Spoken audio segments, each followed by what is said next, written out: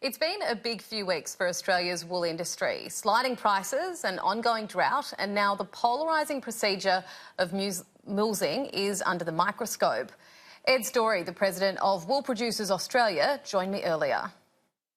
Firstly, what is the wool price at the moment and how much has it dropped by? Look, I think this week the Eastern Market Indicator finished at about 1,375 cents a kilo clean, which is a substantial drop. That's about a 30 to 40% drop in the market over the last couple of months, which is concerning. We've had a wonderful couple of years and we're just running into a few headwinds at the moment. So why have we seen that slide? What's causing that? That is quite significant, that 30 to 40% mark. Yes, look, it is quite significant, Charlotte. Look, I think we're seeing a number of headwinds around the world and the wool industry's bearing the brunt of those as perhaps one of the first commodities to really suffer in the price. We're seeing obviously some trade tension between China and America, and that's impacting on people's confidence. It's impacting on retailers and wholesalers' willingness to take on product and stock and risk and things. I think in addition we're seeing some the European Brexit situation is all these things are impacting on people's confidence. I think as well as that we've had a period of sustained growth around the world in many different economies, and in the last 6 to 12 months we've seen that slow, and that's impacted on people's willingness to spend money. So it's concerning. We're very hopeful for the medium term, but certainly in the short term we've got some issues as moving wool through the supply chain. And I guess it's an interesting situation for the growers or producers. They can actually hold on to their wool if they would like to. It's not like all other industries. Obviously, they would do that hoping that the price would go up again. Can that cause a problem in itself if they are withholding that wool? Oh, look, when you get substantial market movements like this in any market, Charlotte, I think it causes complications and has impacts on all sorts of people. Certainly for growers, it's very concerning. Many of them have been around Australia in pretty tough seasonal conditions. They've probably got pretty big feed bills, so and the wool price has been very good, so they would have been shearing and looking forward to getting a good return for their wool. The wool price is still okay, but it's a long way off where it was. So many of them may be needing to sell to get cash in to pay for the feed to look after the sheep. So that's a concern for those growers. But yes, they can hold off and pass in their wool or withdraw it from auction.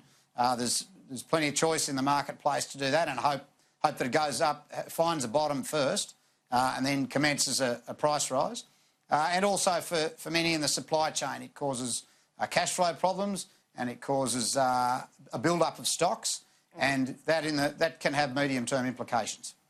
Before I let you go, Ed, we do have to get to the topic of mulesing, and I'll try and explain it and you can correct me if I go wrong here, just for our viewers that don't understand what that is. It is the removal of the strips of wool-bearing skin from the behind of a sheep, and it is for a vital reason. It does prevent parasites and infection from flies, but it has long been a very controversial topic. Some animal rights activists are calling it barbaric and unnecessary.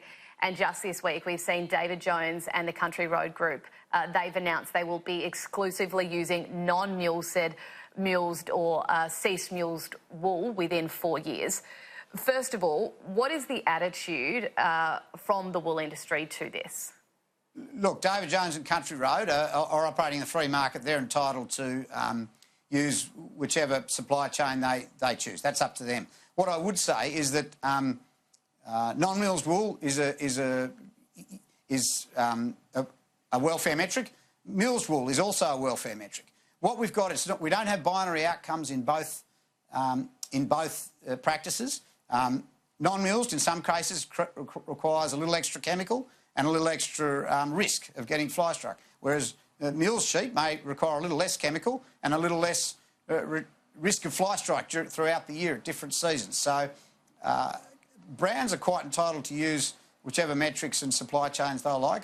We believe at Wool Producers that growers have choice to manage their animals in the best way, given the production systems and the different climates we have over Australia. We have vastly different climates where our merino sheep and our sheep in general are run, from the high rainfall zone right down in Western Victoria around Hamilton to the northeast pastoral zone of South Australia.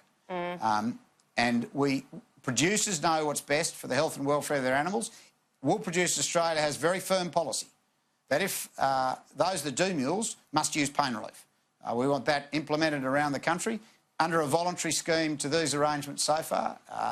Most people have adopted that. Well up over 80%, according to surveys, use pain relief. So we're very confident that, and that indicates that growers around the country have the absolute best interests of sheep, the welfare of their sheep at the heart of everything they do.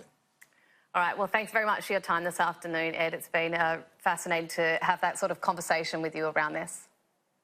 Yeah, pleasure, Charlotte. Good afternoon.